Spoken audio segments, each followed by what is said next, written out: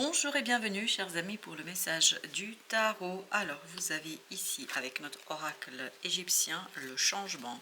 Avec ça vous avez du courage. Vous avez besoin du courage, le courage avec Osho. Je crois que ce qui vous attend va vous demander beaucoup de détachement, beaucoup de courage. C'est presque faire sans regarder, presque faire instinctivement, presque faire sans trop porter d'attention, comme si vous aviez besoin de vous détacher pour laisser vivre quelque chose, pour laisser se développer quelque chose, pour laisser un peu plus de liberté et de place à cette situation. Parce que, me semble-t-il, avec la projection et la paresse, vous avez besoin là de vous éveiller, de vous réveiller. Mais il ne faut pas le faire brutalement. Il ne faut pas le faire d'un coup, parce que je crois, si vous faites ça brutalement, vous risquez vraiment de tomber de très haut. Il y a cette idée, je pense, entre nous, oui, je pense que vous vous êtes fait beaucoup d'illusions sur une situation. Je crois que vous avez imaginé certaines choses, vous avez imaginé une certaine façon de faire, une certaine façon de procéder, ou peut-être vous vous êtes fait des histoires sur quelqu'un ou quelque chose. Tout cela, à mon avis, va vous être révélé peu à peu, et cette révélation sera assez difficile à digérer. Ce qui va se révéler, en fait, c'est que il y a beaucoup de superficialité dans cette affaire. Je pense que vous avez imaginé, vous avez cru que c'était beaucoup plus profond que ça. Vous avez imaginé que quelque chose était profondément ancré dans une situation, qu'il y avait une profondeur, qu'il y avait peut-être aussi une générosité. Je ne sais pas pourquoi il y a le mot générosité, mais en fait vous constatez et vous constaterez, mais il faut le faire tout doucement, hein. Pas trop faire attention au départ, parce que je pense que ça peut faire très mal. Parce que c'est un déchirement d'une illusion. Et pour ne pas vraiment subir un traumatisme, je pense qu'il faut déchirer tout ça légèrement, tranquillement, dévoiler avec beaucoup de précaution. Pourquoi? Parce qu'il faut préserver le cœur, votre cœur, parce qu'il y a quelque chose là qui est alors là d'une lourdeur extraordinaire. Et pour cela, il faut aller vraiment tout doucement, sur la pointe des pieds, pour ne pas faire de mal, pour ne pas vous faire mal. Parce que c'est vraiment pas quelque chose où vous avez la possibilité, je pense, de maîtriser les choses. C'est un changement qui va être progressif. Et ce changement devrait être progressif, parce que vous avez la nouvelle vision, oui. Et ce changement, proviendra de cette nouvelle vision. Vous avez l'intégration. Mais il faut l'intégrer, cette nouvelle vision, progressivement.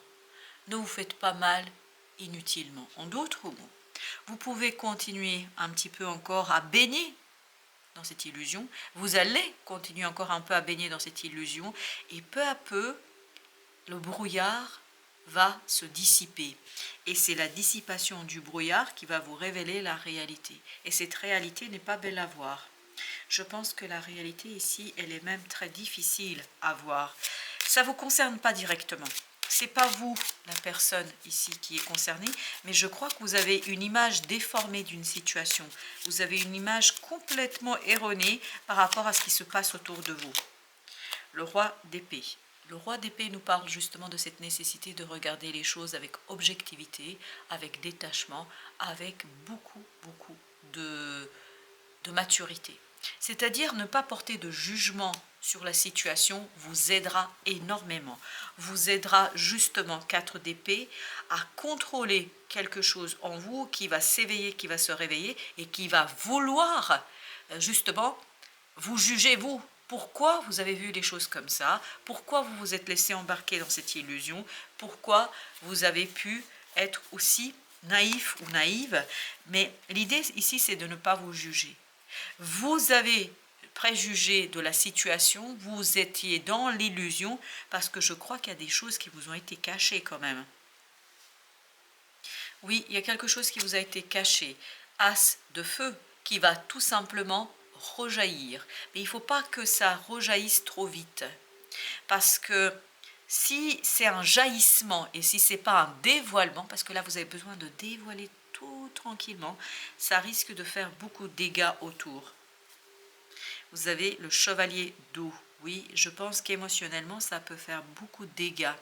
Et notamment pour vous, parce que je vous sens très très inquiet et je vous sens très très jugeant, mais pas vis-à-vis des autres, vis-à-vis de vous. Vous ne jugez pas ceux qui vous ont caché, vous jugez vous d'avoir cru dans ce qu'ils vous racontaient. Et là, sincèrement, je pense que ce n'est pas la bonne stratégie.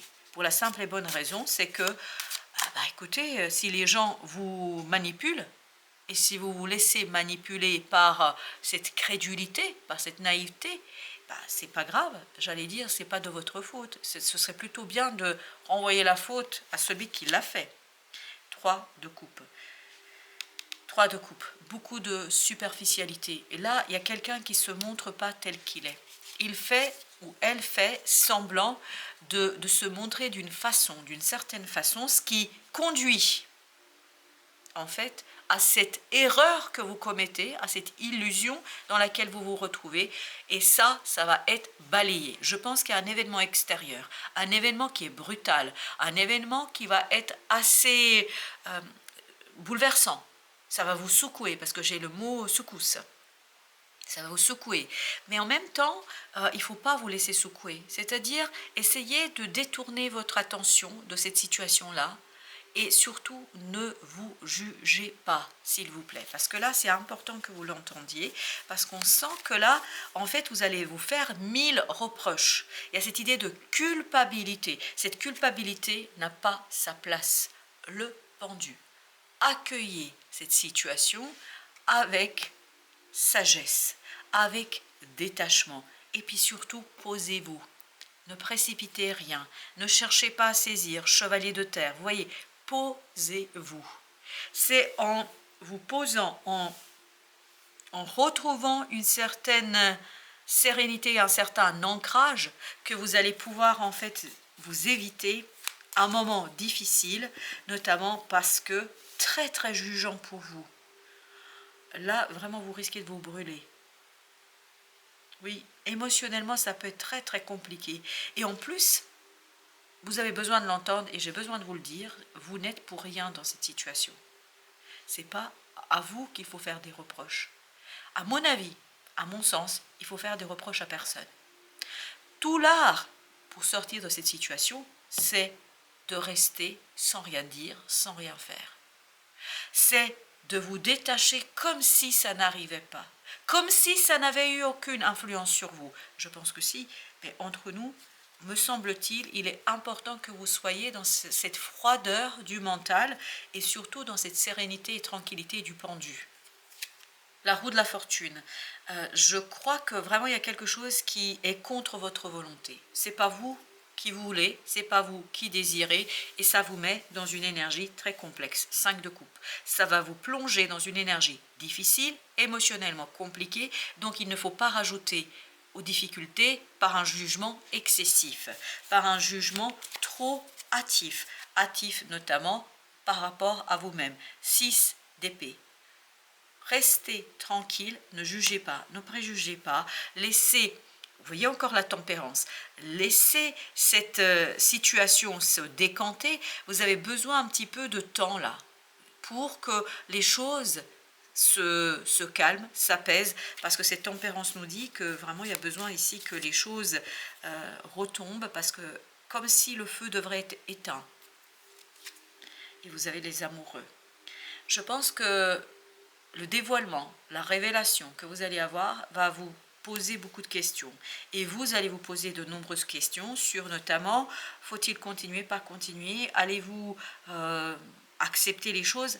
Entre nous, moi je vais vous dire quelque chose, il ne faut pas vous poser de questions. Il faudrait, si possible, hein, si vous pouvez, ne rien penser. Ne rien penser.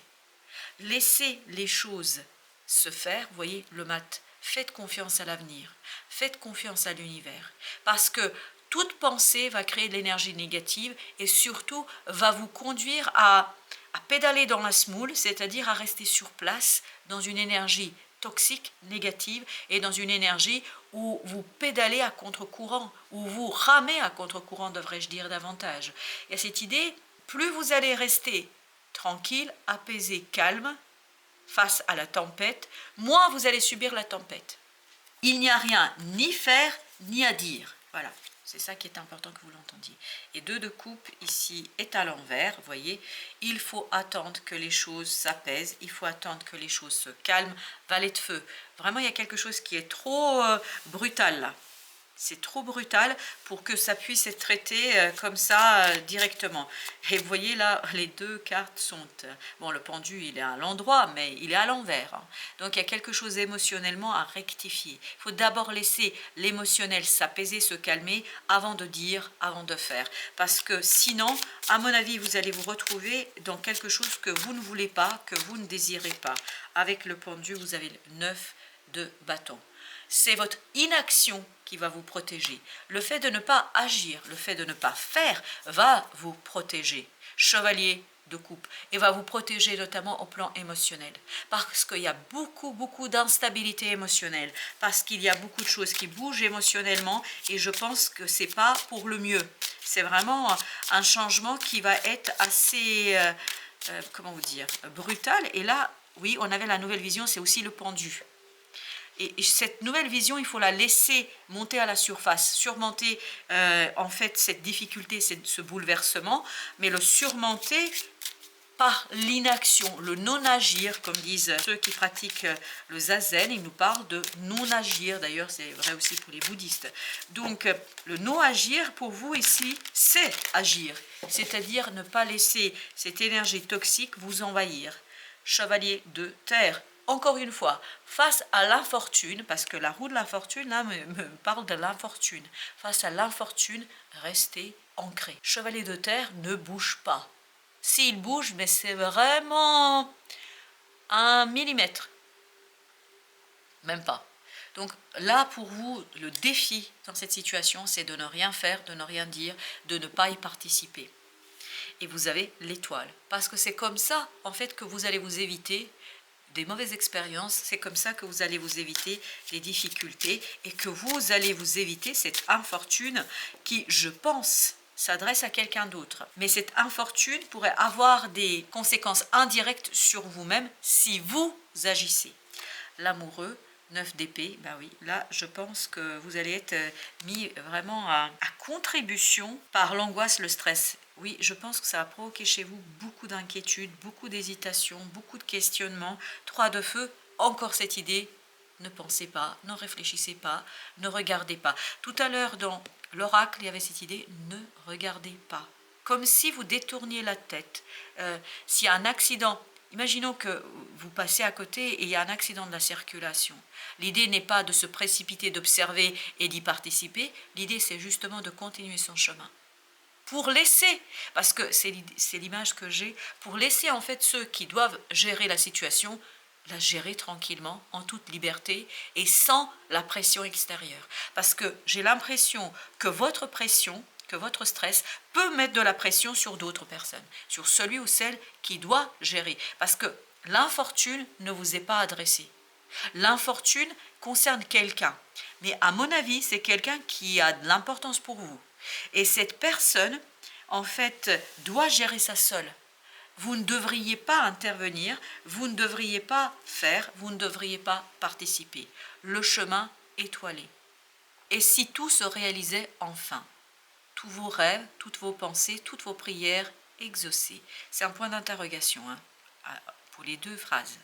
Cette carte est bien celle qui annonce un grand bonheur, une grande surprise et une belle récompense. N'oubliez jamais que le plus important est d'y croire. Et là, justement, c'est tout l'enjeu de ce tirage. C'est de continuer à croire malgré l'infortune et la réalité telle qu'elle se présente.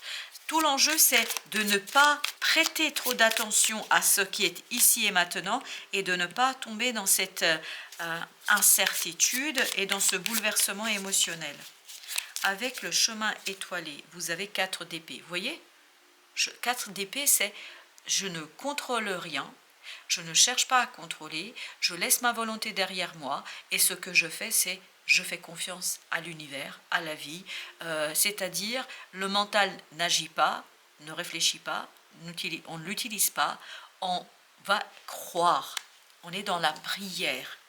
Page de Denis, en attendant, attendre l'opportunité. l'opportunité de faire, parce qu'il faut que la situation mûrisse là. Il y a quelque chose qui n'est pas encore tout à fait prêt. Le fou. Le fou, comme tout à l'heure, il y avait cette notion de se poser et d'attendre le nouveau cycle. Vous voyez, le nouveau cycle a besoin de votre patience. Le nouveau cycle a besoin d'ancrer quelque chose, c'est-à-dire en n'agissant pas, en ne surréagissant pas dans une situation, vous allez ancrer ce nouveau départ encore plus fortement, encore plus sereinement. C'est-à-dire qu'il y a cette idée de quelque chose qui se pose et qui a besoin d'être purifié. Vraiment, vous avez besoin de vous poser pour purifier quelque chose par rapport à cette personne, à ces personnes. Mais il y a quelqu'un là qui va être touché par une situation très très difficile et je pense que votre premier réflexe sera de vous impliquer pleinement plus qu'il ne faudrait. Là, on nous dit non, ce n'est pas la stratégie. 6 de denier. Faites confiance aux autres, faites confiance à cette personne pour résoudre d'elle-même sa situation. Avec le fou, vous avez 8 de denier. Vous voyez, il y a quelque chose à travailler, quelque chose à finaliser avant de lancer ce nouveau départ. 10 de bâton. Par contre, ça va être lourd. Je pense que pour vous, c'est un véritable challenge, défi de ne pas agir, de ne pas vous précipiter au secours, parce que j'ai cette idée, vous vous précipitez au secours de quelqu'un et ce quelqu'un n'a pas besoin de ça. Pourquoi? Parce qu'il a besoin de régler ses problèmes par lui-même et par voilà, sa propre action. Les amoureux encore. Je pense que vous allez beaucoup hésiter parce que c'est quelqu'un qui a beaucoup d'importance pour vous. Et on sent que vous avez du mal à rester tranquille et à ne pas agir, à ne pas surréagir. Là, justement, l'idée, c'est de rester tranquille. 4 de bâton, afin de permettre à l'autre de retrouver sa force, de retrouver ses racines, de retrouver quelque chose qui, je pense, fait partie de lui-même ou d'elle-même. Là, l'autre a besoin de chasser sa véritable et authentique réalité. C'est-à-dire, quand je dis chasser, c'est pas se débarrasser, c'est aller chercher. Donc, il doit être proactif, il doit être actif, c'est-à-dire l'autre doit participer pleinement à ça transformation. Et si quelqu'un d'autre arrive, comme par exemple vous, tout simplement, vous allez enlever à cette personne ce qu'elle doit faire. Et ce n'est pas lui rendre service. Parce que l'autre a besoin de se transformer, et notamment de se transformer pour retrouver quelque chose qui est très très profondément ancré, mais que cette personne ne voit pas aujourd'hui. Voilà, chers amis, merci de votre visite. À très très bientôt pour d'autres messages de la vie et du tarot.